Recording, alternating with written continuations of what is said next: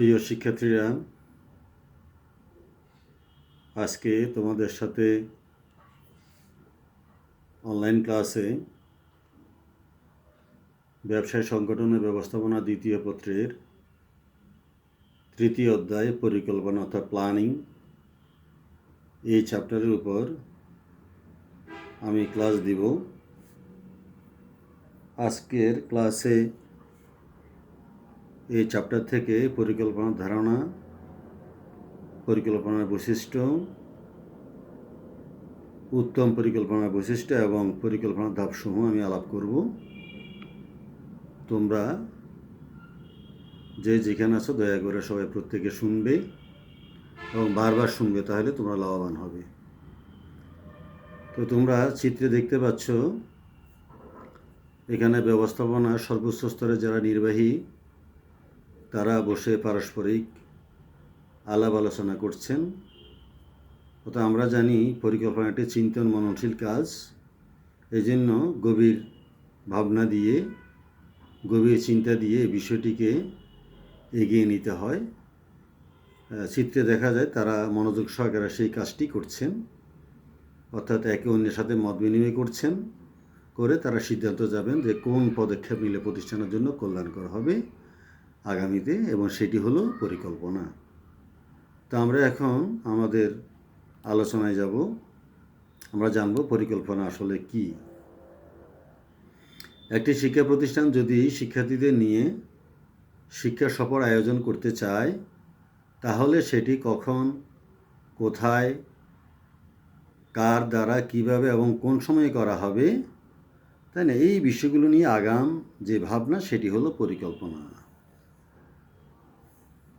যেমন আমাদের প্রতিষ্ঠানে আমরা বিগত দিনে যে শিক্ষা সফর করেছি, সেখানেও তাই না আগাম একটা প্ল্যান করা হয় যে আমরা কোথায় যাব, তাই না, অর্থাৎ আমাদের স্পটটা কোন জায়গা হবে এবং কত শিক্ষার্থী যাবে, তাদের চাঁদার পরিমাণ কত হবে, কয়টা বাস লাগবে, বাজার সদাই এত যা যা লাগবে সেগুলো কীভাবে, এগুলো আমরা আগে থেকে ভাবনা করে আমরা একটা বাজেট ঠিক করি এবং সেই মতো আমরা কাজগুলো করি। এই যে আগাম ভাবনা, এই যে শিক্ষা সফর করার জন্য মূলত এই ভাবনাকে, আগাম ভাবনাকে বলা হয় পরিকল্পনা। তো এখন জানবো সংজ্ঞা, পরিকল্পনা কি। ভবিষ্যৎ কার্যক্রমের পূর্ব নির্ধারিত নকশা বা চিত্রকে পরিকল্পনা বলে। তাহলে এখানে সংজ্ঞা থেকে আমরা যেটা দেখতে পাই, এটি ব্যবস্থাপনার প্রথম এবং প্রধান কাজ। এটি ব্যবস্থাপনার সকল কাজের ভিত্তিস্বরূপ। এটির উপর নির্ভর করে ব্যবস্থাপনার অন্যান্য কাজ নির্ধারণ এবং সম্পাদন করা হয় ইত্যাদি। তাহলে এখানে আমরা যেটা বলবো যে এটি আসলে আগাম কাজ এবং এই কাজে সামগ্রিক চিত্র সামনে ফুটে ওঠে। এই জন্য পরিকল্পনাকে আমরা আগাম কাজ হিসাবে আমরা চিহ্নিত করতে পারি। এখন তোমাদের সাথে আলাপ করব যে পরিকল্পনার বৈশিষ্ট্য। আমরা জানি প্রতিটা বিষয়বস্তুর নির্ধারিত কতগুলো দিক থাকে, যেই দিকগুলো অন্য থেকে একটু আলাদা। এই জন্য এই দিকগুলো দিয়ে আমরা, বা বিশেষ দিকগুলো দিয়ে আমরা চিনতে পারি আসলে এই বিষয়বস্তুটা কী। ঠিক পরিকল্পনারও তেমন কতগুলো স্বতন্ত্র দিক বিদ্যমান, যেগুলো দ্বারা আমরা বুঝি এটি একটি পরিকল্পনা। যার প্রথমটি হলো পরিকল্পনার প্রাথমিকতা, মুখ্যতা। পরিকল্পনা হলো ব্যবস্থাপনার প্রথম ও মুখ্য কাজ। এটি ব্যবস্থাপনার সকল কাজের ভিত্তিস্বরূপ। তাহলে এখানে মূল কথা যেটা, যে ব্যবস্থাপনার সকল কাজ অর্থাৎ 7টা কাজ, তার মধ্যে মূল কাজ হলো এবং মূল ভিত্তি হলো পরিকল্পনা। ব্যবস্থাপনার সর্বাগ্রে পরিকল্পনা করতে হয়, এটি সবচেয়ে মৌলিক কাজ।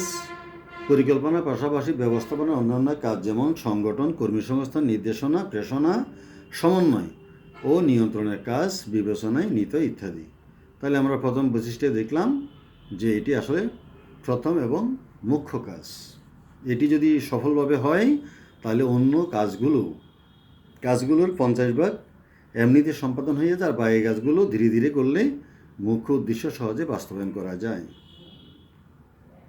এবার সেকেন্ড বৈশিষ্ট্যটি হলো চিন্তন মনন প্রক্রিয়া। ভবিষ্যৎ সম্পর্কে বর্তমানে গভীরভাবে ভাবতে হয় বিধায় এটিকে চিন্তন মনন প্রক্রিয়া বলা হয়। কেন? তথ্য উপাত্ত গভীরভাবে বিশ্লেষণ করতে হয়, কারণ এটি মুখ্য কাজ। অর্থাৎ এই কাজটি মূল কাজ বিধায় এখানে কোনো ভুল করা যাবে না। এই জন্য যেই কোনো তথ্য উপাত্ত যা যা দরকার, তাই না, ডকুমেন্টস, তাই না, সবগুলো ভালোভাবে বিশ্লেষণ করতে হয়। এটি শারীরিক বা কায়িক শ্রমের কাজ নয়। বিষয় সম্পর্কে দিবানিশি ব্যবস্থাপনাকে ভাবতে হয় বিধায় এটি চিন্তন মনন কাজ। অর্থাৎ ব্যবস্থাপক এই বিষয় নিয়ে গভীর মনোযোগ দিয়ে উনি ভাবেন, চিন্তা করেন, যাতে এই কাজটি যেন সঠিক হয়।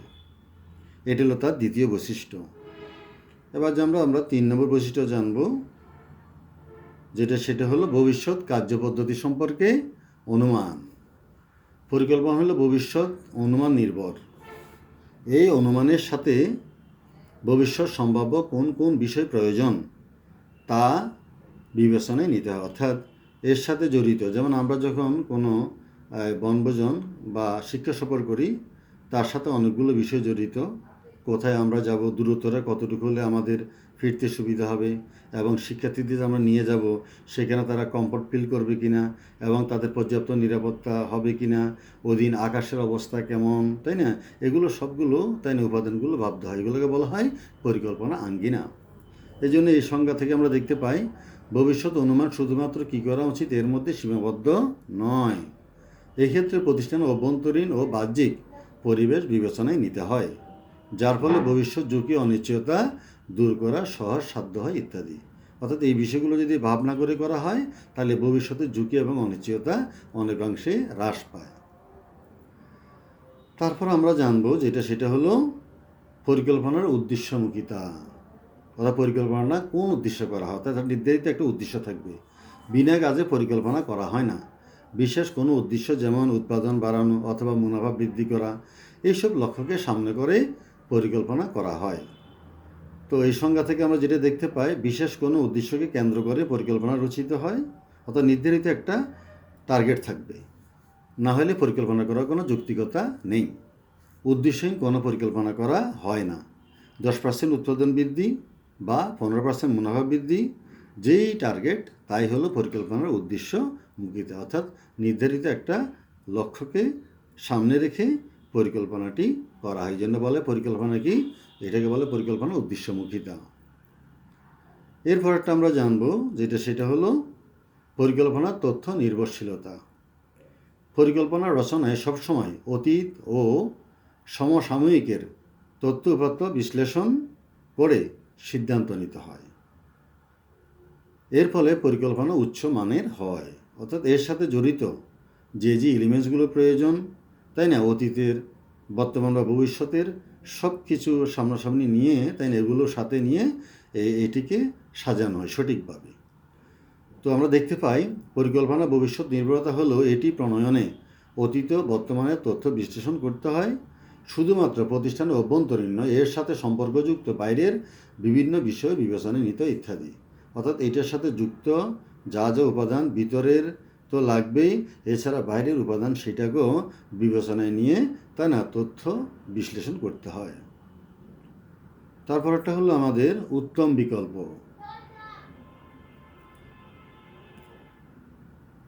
উত্তম বিকল্পের মধ্যে দেখা যায় উদ্দেশ্য অর্জনে একাধিক বিকল্প ব্যবস্থাপনাকে বিবেচনায় নিতে হয়। অর্থাৎ একাধিক বিকল্প, তাই না, নিতে হবে। তবে যেই বিকল্পটি প্রতিষ্ঠানের জন্য উপযোগী, যেটি গ্রহণ করলে প্রতিষ্ঠানে কাজ করা সহজসাধ্য হবে, প্রতিষ্ঠানের লক্ষ্য অর্জন সহজ হবে, সেটি হলো উত্তম বিকল্প, এবং সেটি ব্যবস্থাপক গ্রহণ করে থাকে। তো এখানে আমরা দেখতে পাই একাধিক সুযোগ থেকে সবচেয়ে গ্রহণযোগ্যটি বাছাই করাকে উত্তম বিকল্প বলে। শিক্ষার্থীর নিকট সকাল, দুপুর এবং রাত এই তিনটির মধ্যে কোন সময়টি পাঠে ভালো লাগে, সেটি হলো তার জন্য উত্তম বিকল্প। ঠিক ব্যবস্থাপকও ভাবেন যে একাধিক বিকল্পের মধ্যে কোনটি আমার জন্য সুইটেবল, আমার প্রতিষ্ঠানের জন্য কোনটি অ্যাপ্রোপ্রিয়েট, তিনি সেটা নিয়ে কাজ করবেন। এটিকে বলা হয় উত্তম বিকল্প। এই গেল আমাদের মোটামুটি পরিকল্পনার, তাই না, বৈশিষ্ট্যগুলো আমরা জানলাম। এই বৈশিষ্ট্যগুলো বারবার জানলে, বারবার পড়লে তার এই চ্যাপ্টার সম্পর্কে আমাদের ভালো ধারণা হবে। তোমরা নিশ্চয়ই বুঝতে পেরেছ। তো এখন তোমাদের সাথে আলাপ করব সেটা হলো উত্তম বা আদর্শ পরিকল্পনার গুণ বা বৈশিষ্ট্য। অর্থাৎ একটি পরিকল্পনায় কী কী গুণ থাকা প্রয়োজন। কারণ পরিকল্পনা যারা এটি রচনা করে, অর্থাৎ এটি যারা তাদের মস্তিষ্ক প্রসূত ভাবনা দিয়ে রচনা করে তারা কিন্তু এটা বাস্তবায়ন করে না। বাস্তবায়ন করে কারা? মধ্যস্তর এবং নিম্নস্তরের নির্বাহীরা। এজন্য এটিতে এমন কিছু গুণাবলী থাকবে যেটি সবার কাছে সমাদৃত হবে। এটিকে বলা হয় উত্তম বা আদর্শ পরিকল্পনার গুণাবলী। এমন কোনো পরিকল্পনা নেওয়া যাবে না যেটা প্রতিষ্ঠানের জন্য অনুকূল নয় বা প্রতিষ্ঠানের স্বার্থের বিপক্ষে। সেই পরিকল্পনা এলে প্রতিষ্ঠান লাভবান হবে না।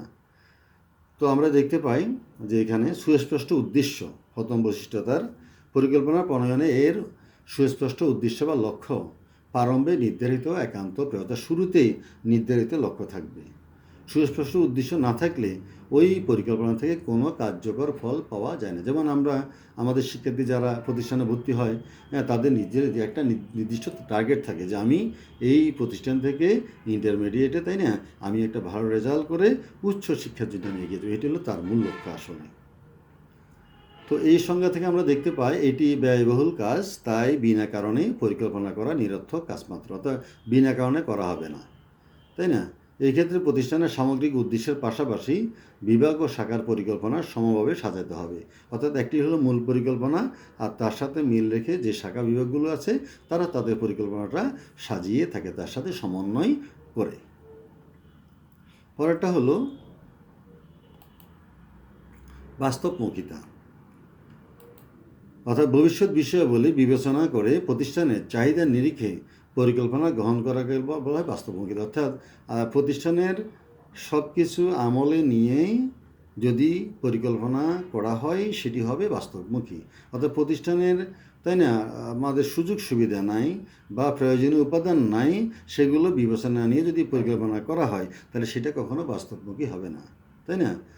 তো এই জন্য এখানে যে জিনিসটি আমরা দেখতে পাই, প্রতিষ্ঠানের সামগ্রিক পরিবেশ বিবেচনায় নিয়ে পরিকল্পনা নিতে, অর্থাৎ আমার সংগঠনের অবকাঠামো কী অবস্থা, শ্রমিকদের অবস্থা, মেশিনারিসের অবস্থা কী, আমার, তাই না, কাঁচামালের অবস্থা কী, এবং আমার যে সংগঠন কাঠামো সাজিয়েছে সেটার অবস্থান কেমন, এই সামগ্রিক বিষয়গুলো আমাকে মাথায় নিয়ে পরিকল্পনা করতে হবে, তাহলে এটা বাস্তবমুখী হবে। অবান্তর পরিকল্পনা সাময়িক আশার আলো সঞ্চার করলেও পরিণামফল খারাপ হয় ইত্যাদি। অর্থাৎ, তাই না, যেটা হবে না ওদের একটা, তাই না, অযৌক্তিক একটা পরিকল্পনা দাঁড় করালে, তাই না, হাস্যকর হবে, অর্থাৎ পরিশেষে গিয়ে এতে সুফল পাওয়া যাবে না। যেমন আমাদের কলেজে যে শিক্ষার্থীগুলো ভর্তি হয়, আমরা যদি সব টিচার মনে করি না সবাইকে আমার A+ পেতেই হবে, মেয়েদেরকে যদি আমরা বাধ্য করি, এটা আসলে বাস্তব হবে না, সবাইয়ের পক্ষে পাওয়া টাফ। এর ভিতরে আমরা চেষ্টা করি, তাই না, 20%, 30%, 40%, 50% আমরা আনতে পারি, আর বাকিরা হয়তো A+,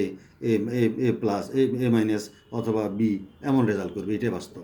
এই জন্য এমন পরিকল্পনা নিতে হবে যেটা, তাই না, আমার প্রতিষ্ঠানের সাথে সঙ্গতিপূর্ণ। প্রতিষ্ঠানের সাথে সঙ্গতিপূর্ণ না হলে সেটা বাস্তবমুখী হবে না। তারপরটা হলো আমাদের গ্রহণযোগ্যতা বা পালনযোগ্যতা। যাদের দ্বারা পরিকল্পনা বাস্তবায়ন করা হবে তাদের নিকট সেটি সমাদৃত হওয়াকে বলা হয় পরিকল্পনার গ্রহণযোগ্যতা। অর্থাৎ যারা এটি বাস্তবায়ন করবে, অর্থাৎ সোজা কথা মধ্যস্তরের নির্বাহী এবং নিম্নস্তরের নির্বাহী, যারা এটি বাস্তবায়ন করবে তাদের কাছে যদি এটি গ্রহণযোগ্য হয় তাহলে এটি বাস্তবায়ন সহজ হবে। আর তাদের কাছে এটি দুর্বোধ্য হয়, তারা যদি এটা সম্পর্কে অজ্ঞ থাকে, না জানে, তাহলে তারা সেটা বাস্তবায়ন করতে সক্ষম হবে না। এই জন্য এই সংজ্ঞা থেকে আমরা দেখতে পাই পরিকল্পনার প্রণয়ন এমনভাবে হওয়া উচিত যাতে বাস্তবায়নকারীদের নিকট সেটি আকর্ষিত হতো। যারা বাস্তবায়ন করবে তারা সেটি পেয়ে যেন তারা ভাবে যে না, এটি আমাদের পক্ষে আসলে করা সম্ভব। পরিকল্পনা প্রণয়ন যদি ইতিবাচক না হয় তাহলে সেটি গ্রহণযোগ্য হবে না ইত্যাদি। অর্থাৎ ইতিবাচক না হলে যারা বাস্তবায়ন করবে তাদের কাছে এটি ভালো লাগবে না, তারা এটি গ্রহণ করতে চাইবে না, যত উপর থেকে চাপ দেওয়া হোক, প্রশাসনিক ব্যবস্থা নেওয়া হোক, কারণ তাদের সাথে যদি এটা মিল না হয়, তাদের, তাই না, অবস্থার সাথে বা তাদের সামর্থ্যের সাথে মিল না হয়, তাহলে এটি বাস্তবায়ন করা যাবে না। এই জন্য পরিকল্পনা প্রণয়নের সময় এই বিষয়গুলো, তাই না, সর্বাগ্রে বিবেচনায় নিতে হয়। অর্থাৎ প্রতিষ্ঠানের সামগ্রিক অবকাঠামো, সামগ্রিক অবস্থা বিবেচনায় নিয়েই পরিকল্পনা করলে এটি সবার জন্য কল্যাণকর। তারপরটা হলো সঠিক পথ নির্দেশনা।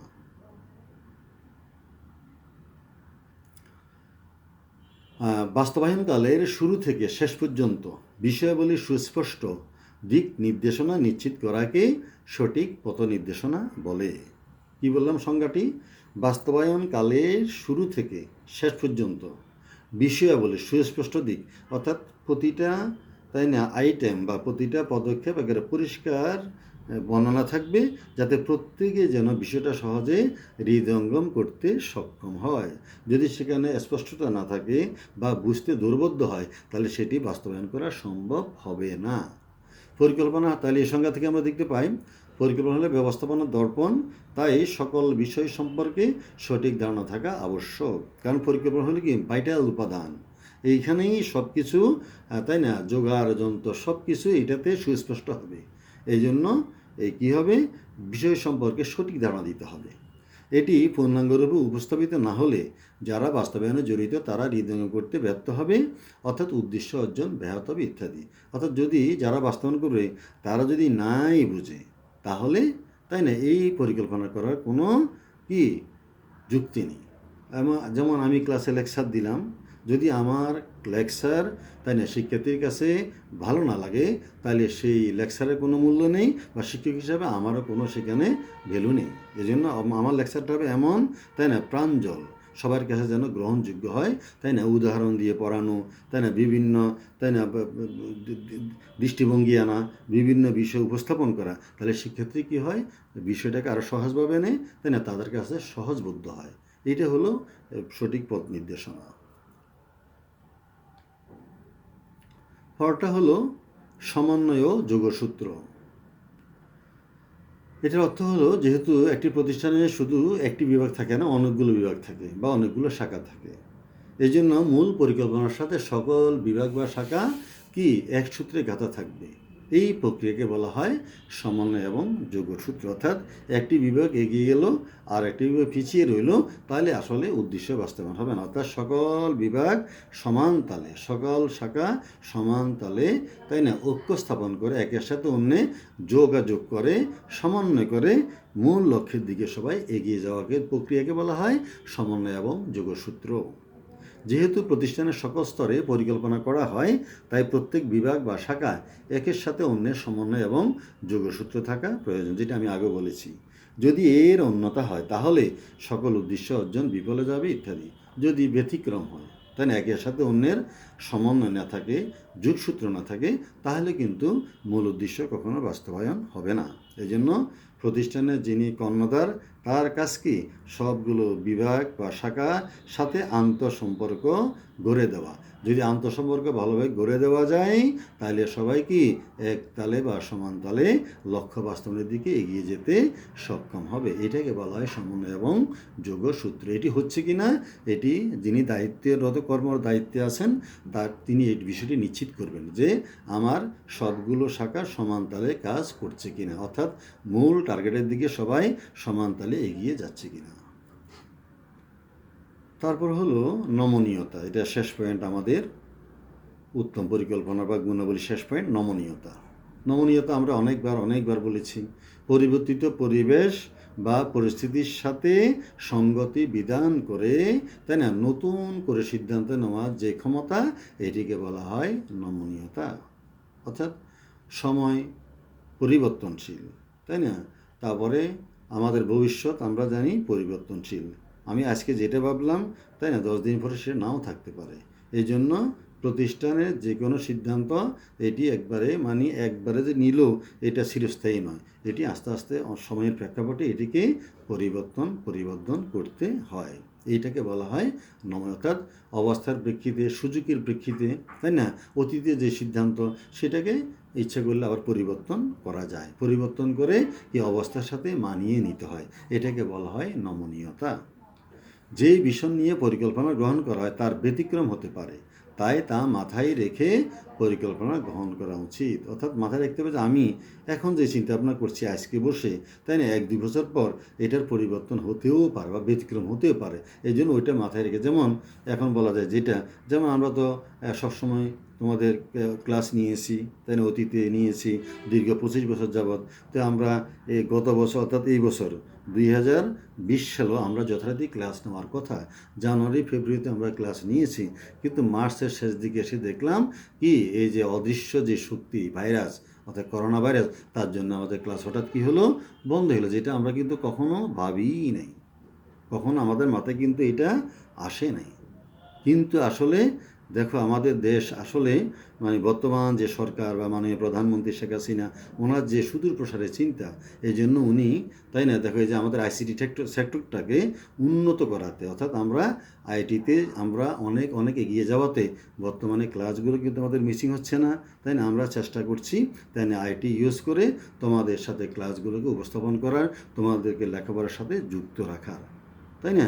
এই জন্য সরকার এই যে কী করেন, দীর্ঘমেয়াদে চিন্তা করেন যে আগামী 10, 20, 15 বা, তাই না, আরও পরবর্তীতে কী হবে, এই যে ভাবনা, তাই না, এই ভাবনা মাথায় রেখে কাজ করতে হয়। তাহলে অবস্থার প্রকৃতি কী করা যায়, পরিবর্তন করা যায়, এটাকে বলা হয় নমনীয়তা। তো এখানে আরেকটা আছে পরিকল্পনা প্রণয়নে, এই বিষয়টি মাথায় রাখলে দ্রুত পরিবেশের সাথে খাপ খাওয়ানো যায় ইত্যাদি। অর্থাৎ এই যে আজকে এটি আছে বিদায়, আইসিটি সেক্টরটা আমাদের ভালো বিদায়, তাই না, আমরা এই জন্য কি দ্রুত ক্লাসগুলো তোমাদের দিতে পারছি, নাহলে কিন্তু আমাদের শিক্ষা ব্যবস্থা পুরো একবারে ধ্বংস হয়ে যেত। যদি আমাদের মানে বিদ্যুতের অবস্থা যদি আজ থেকে 8-10 বছর আগের অবস্থা হতো বা 15 বছর আগের অবস্থা হতো, আর আইটিটা যদি আমাদের ভালো না হতো, আমরা এই ক্লাসগুলো কিন্তু নিতে পারতাম না।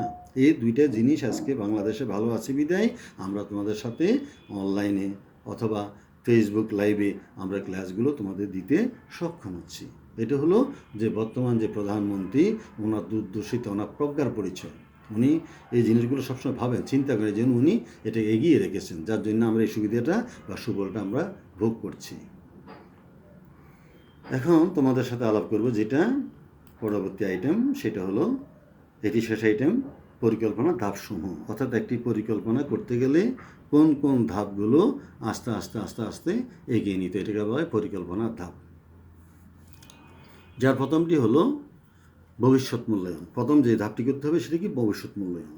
প্রতিষ্ঠানের অভ্যন্তরীণ শক্তি এবং দুর্বলতা এবং বাহ্যিক সুযোগ ও বাধা চিন্তায় নিয়ে ভবিষ্যৎ অবস্থা কেমন হতে পারে তার আগাম মূল্যায়নকে ভবিষ্যৎ মূল্যায়ন বলে। তাহলে এই সংজ্ঞাটা অনেক কঠিন। কী কী চিন্তা করতে হবে, অভ্যন্তরীণ শক্তি এবং দুর্বলতা এই দুইটা, বাহ্যিক সুযোগ এবং বাহ্যিক বাধা এই দুইটা, এই চারটা জিনিস মাথায় নিয়ে যদি কাজ করা যায় তাহলে কি হবে, ভবিষ্যৎটা সুন্দর হবে। এটাকে বলে ভবিষ্যৎ মূল্যায়ন। কাঙ্ক্ষিত উপাদান বিবেচনায় নিয়ে পরিকল্পনা করা হলে এর কার্যকারিতা কি হয়, বেশি, অর্থাৎ সুফল বেশি পাওয়া যায়। অর্থাৎ যে উপাদানগুলো লাগবে, ভবিষ্যতে কোন কোন উপাদানগুলো আর যুক্ত হতে পারে, এর সাথে প্রয়োজন হতে পারে, সেগুলা বিবেচনায় নিলে তাহলে সুফল বেশি পাওয়া যাবে। সামগ্রিক বিষয় বিবেচনায় নিয়ে পরিকল্পনা করা হলে ভবিষ্যৎ অবস্থা সহজে অনুমান করা যায় ইত্যাদি। অর্থাৎ টোটাল পরিবেশ, অর্থাৎ যেই উপাদানগুলো বা যেটাকে আমরা পরিকল্পনা আঙ্গিনা বলি, অর্থাৎ এর সাথে যুক্ত বিষয়গুলো, তাই না। যেমন একজন সায়েন্সের স্টুডেন্ট, তার নিশ্চয় বিজ্ঞানের 4টে বিষয় তার লাগবেই, মাস্ট। আর কমন সাবজেক্ট আছে, কমার্সের শিক্ষার্থী, তাই না, কমন বিষয় আছে, তার সাথে আরও কয়টা লাগবে, আরও 4টে বিষয় তার লাগবে, তাইলে হবে সেই কমার্সের শিক্ষার্থী। এই যে সামগ্রিক বিষয় নিলে হলো, তখন হলো কমার্সের শিক্ষার্থী। শুধু বাংলা ইংলিশ আইসিটি পড়লে তাকে কোন বিভাগের শিক্ষার্থী আমরা বলবো, এই জন্য এটাকে বলা হয় কি সামগ্রিক বিষয়। এই জন্য সামগ্রিক বিষয় বিবেচনা নিয়ে যদি প্ল্যান করা হয় তাহলে কি ভবিষ্যৎ অবস্থা সহজে অনুমান করা যায়, যে ভবিষ্যতে আমাদের কোথায় দুর্বলতা আছে আর কোথায় নাই, বা কী সুযোগ সুবিধা আমরা পাবো অথবা কোনটা আমরা পাবো না, এই বিষয়গুলো তখন অনুধাবন করা যাবে। পরের পয়েন্টটি হলো লক্ষ্য নির্ধারণ। কোনো বিষয়কে উদ্দেশ্য করে পরিকল্পনা নেওয়া হবে, কোন বিষয়কে উদ্দেশ্য করে পরিকল্পনা নেওয়া হবে সেটি স্থির করাকে পরিকল্পনার লক্ষ্য নির্ধারণ বলে। অর্থাৎ ব্যবস্থাপক কোন বিষয়টাকে উনি প্রাধান্য দিচ্ছেন।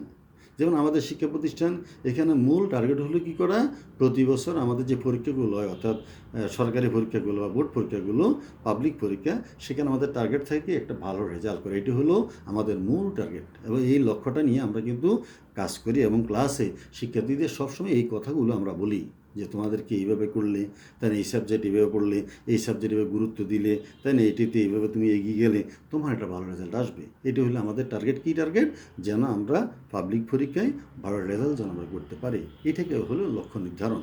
এভাবে একটা ব্যবসা প্রতিষ্ঠান বা একটা শিল্প, তারও একটা নির্ধারিত লক্ষ্য থাকে। আসলে সেখানে লক্ষ্য কয়টা, দুইটা, একটা হলো উৎপাদনের মাত্রা বাড়ানো, আর একটা হলো কী করা, মুনাফা অর্জন করা। এটি হলো তাদের আসলে মূল টার্গেট।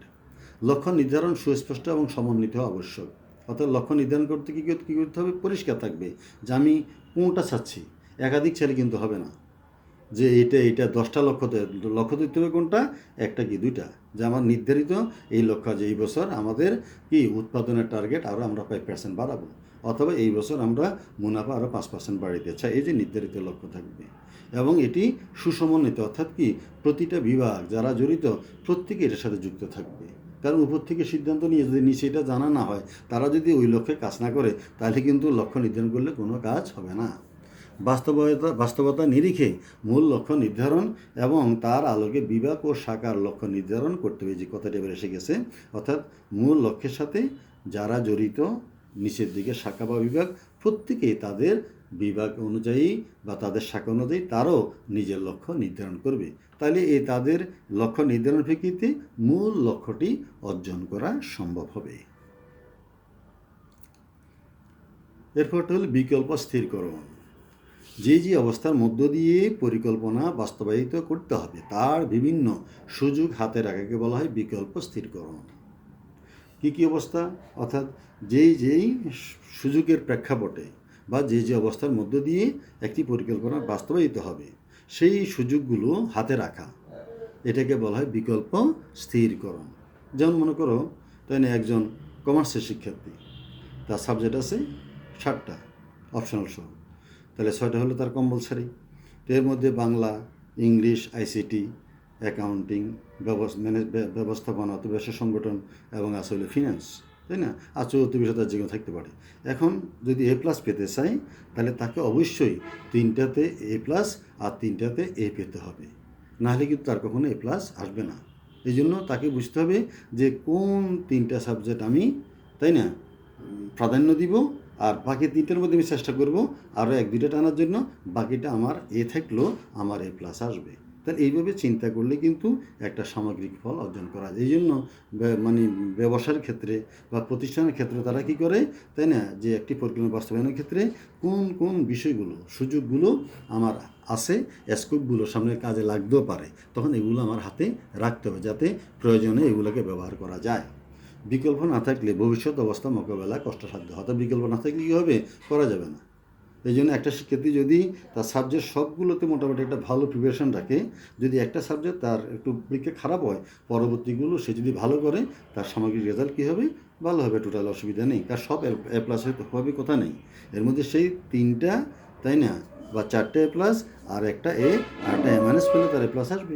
এই জন্য এই অপশানগুলো সে মাথায় রাখবে, 3-4টে অপশান মাথায় রাখবে, এর ভিতরে যেটা দিয়ে সে পারে সেটা দিয়ে সে A+ আনতে পারে। একাধিক বিকল্পের মধ্য থেকে শক্তিশালী গ্রহণযোগ্য বিকল্প দিয়ে কাজ শুরু করা উচিত। যেমন আমি যেটা উদাহরণ দিয়েছি শিক্ষার্থী আমাদের কমার্সের ক্ষেত্রে 3টে A+, 3টা A, তাহলে কিন্তু তার A+, একবার তার জন্য ইজি। যদি এসে তার একটু ভালো মার্ক পেতে চায়, তো সেই 4টে A+ পেলো, তাই না, আর 2টা A পেলো। আর অনেকে ছেলে যে আমি 4টে A+ পেলাম, একটা A পেলাম আর একটা A- পেলাম, তারপর তার A+ আসবে। তাহলে এই বিকল্পগুলো তার মাথায় থাকবে। এর ভিতর যেটি তার জন্য সুইটেবল, তাই না, সেটা সে প্রথমে গ্রহণ করবে, আর বাকিটা তার হাতে থাকলে অসুবিধা নেই। এটাকে বলে বিকল্প স্থিরকরণ। হলে বিকল্পসমূহ মূল্যায়ন। গৃহীত প্রতিটি বিকল্পের সুবিধা অসুবিধা বিবেচনায় নিয়ে গ্রহণযোগ্যতা ঠিক করে রাখা বলা হয় বিকল্প মূল্যায়ন। এই যে বিকল্প আমি 3টা বললাম উদাহরণে, তাই না, এই 3টার মধ্যে শিক্ষার্থী বুঝবে কোনটা আমার জন্য অ্যাপ্রোপ্রিয়েট, যে কোন বিকল্পটা হাতে নিলে আমার জন্য রেজাল্ট করা সহজ, এটা তার বিবেচনা। তো এই ক্ষেত্রে প্রতিটি বিকল্পের সুযোগ সুবিধা একই রকম হয় না, তাই প্রতিষ্ঠানের সামগ্রিক পরিবেশ বিবেচনায় বিকল্প ব্যবহার করা যেতে পারে। বিকল্প মূল্যায়ন করা থাকলে জরুরি প্রয়োজনে যেটি ব্যবহার প্রয়োজন তার তাৎক্ষণিক সিদ্ধান্ত নিতে সুবিধা। অর্থাৎ একাধিক বিকল্প থাকলে কি হয়, তখন সে এইভাবে নিতে পারে।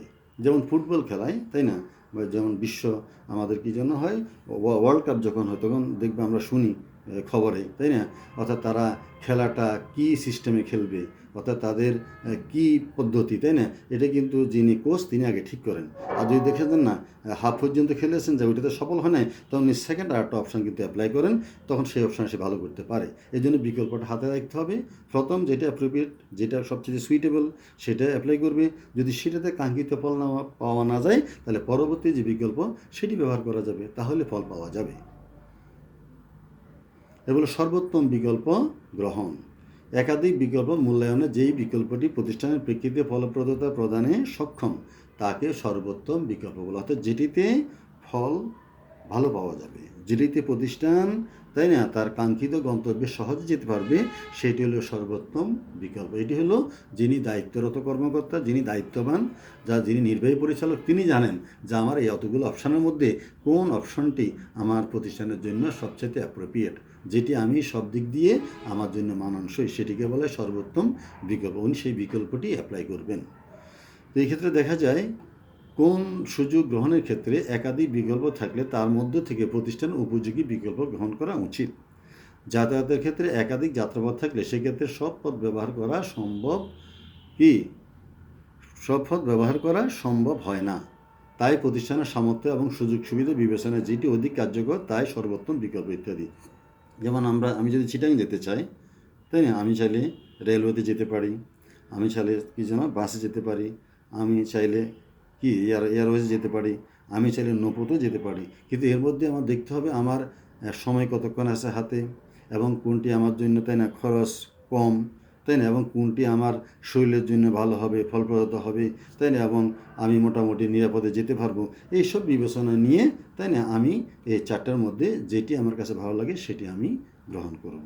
আমি হয়তো রেলে যেতে পারি, অথবা আমি বাসে যেতে পারি, অথবা তাই না সামর্থ্য বেশি হলে, তাই না সামর্থ্য বেশি হলে যদি সব দিক ভালো হয়, ওয়েদার যদি ভালো হয়, তাহলে আমি প্লেনে যেতে পারি, খুব তাড়াতাড়ি চলে, আধা ঘন্টার মধ্যে চলে যাবো, অসুবিধা নেই, তাই না।